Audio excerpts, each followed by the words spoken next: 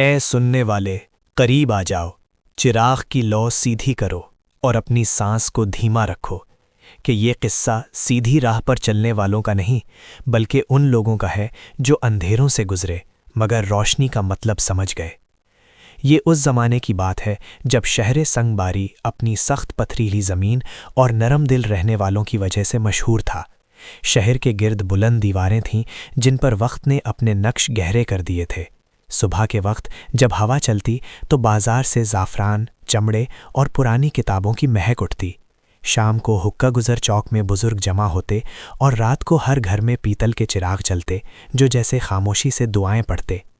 اس شہر میں ایک شخص رہتا تھا، حکیم دانش بیگ۔ عمر اس کی سفید داڑھی کے ساتھ سفر کر چکی تھی مگر آنکھوں میں ابھی تک سوال زندہ تھے۔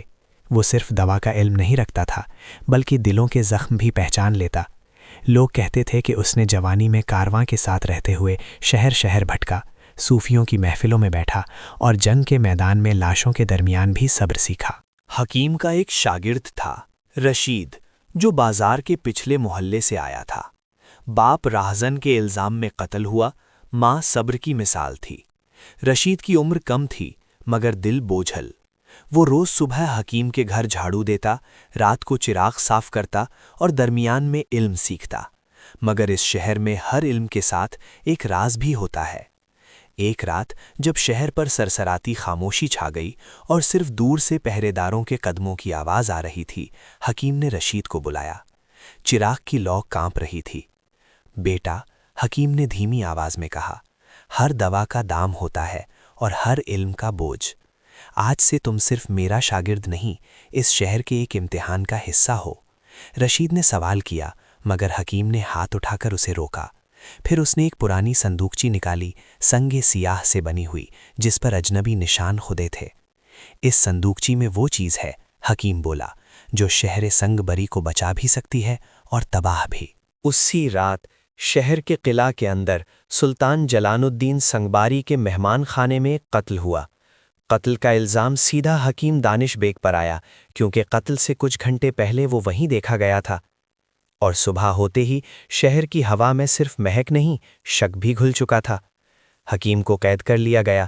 بازار جہاں کبھی اس کی عزت کا شور ہوتا تھا، اب وہیں لوگ سر جھکائے گزرنے لگے۔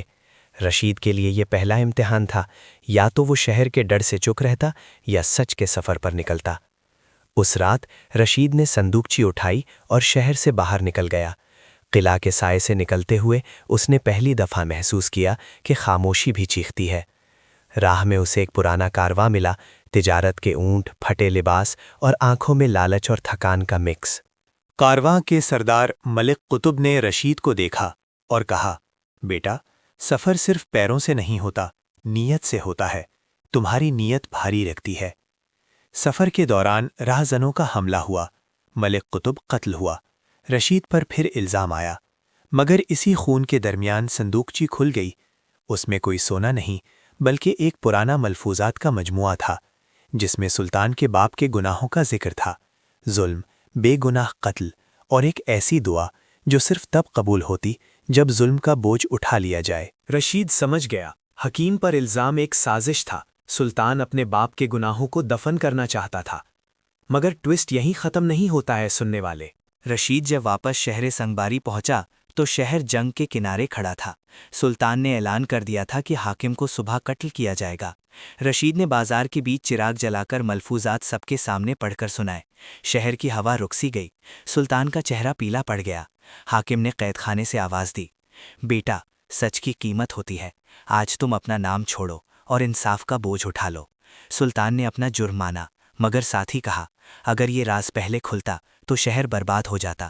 حاکم مسکرایا، شہر جھوٹ سے نہیں، سچ سے زندہ رہتا ہے۔ سلطان نے تاج چھوڑ دیا۔ حاکم نے قتل قبول کیا اپنی مرضی سے تاکہ شہر کا خون رک جائے۔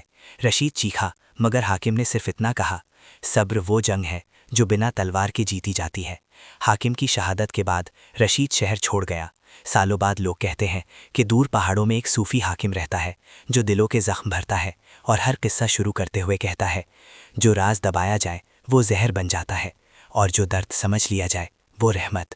یہی تھا شہر سنگباری کا قصہ۔ اس میں عبرت یہ ہے، سچ اگر مہنگا ہو تو بھی جھوٹ سے سستا ہوتا ہے۔